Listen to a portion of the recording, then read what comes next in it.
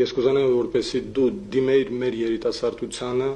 հատկապես նրանք, ովքեր այսօր այստեղ չեն եւ զենքը ձեռքներին չեն կռվում թշնամու դեմ։ Ոչ միայն գտիմեի իրենց, այլ գտիմեի ամբողջ բնակչության այս երկրի, Արցախին եւ Հայաստանի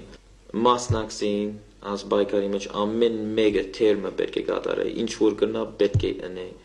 Մանավանդ պետք ունենք զինվորներուն, որովհետեւ խրամատի մեջ կանգնին, գիշեր ցերեկ, որովհետեւ աս հողը բահեն։ Ոչ միայն տղամարդկանց, նաեւ աղջիկներուն, ով որ կնա թեր ունենալ, թոքան, թող սկսին աշխատել, որովհետեւ հաղթենք, օր առաջ հաղթենք, որովհետեւ օր առաջ խաղաղություն լա եւ օր առաջ կարողանանք վերականգնեցնել այս երկիրը։ Մեր զրույցի ժամանակ քո արտահայտած այն միտքը, որ եթե Աստված մի արածի մենք հանկարծ կորցնենք Ղարաբաղը, մենք պետք է դարձնենք մեր ժողովրդի պատմության վերջին էջը։ Դու մնում ես այդ կարծիքին այսօր էլ։ Անշուշտ, եթե Արցախը գործընծնենք, ամբողջ հայության եւ ամբողջ Հայաստանի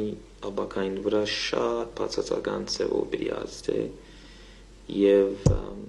իրավունք չունենք պարտվելու։ Պիտի հիմա